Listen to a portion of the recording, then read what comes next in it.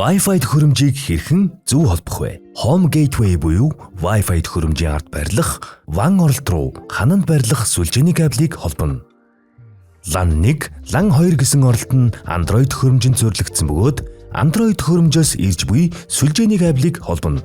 Харин LAN 3, LAN 4 нь компьютер болон бусад төхөөрөмжийг интернетэд холбоход зориулагдсан байдаг.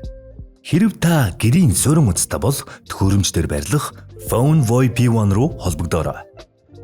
Хэрэв та холболтуудаа зөв холбосон бол Wi-Fi төхөөрөмжөө унтрааж асаагаарай. Power, Internet, WAN, WLAN гэсэн гэрлүүд асаж байвал төхөөрөмж хэвийн тогтвортой ажилд байна гэсэн үг юм. Home Gateway төхөөрөмждөр USB болон Reset гэсэн хоёр тустай хэсэг байх ба эдгээр нь зөвхөн мэргэжлийн ажилтнанд зориулагдсан юм.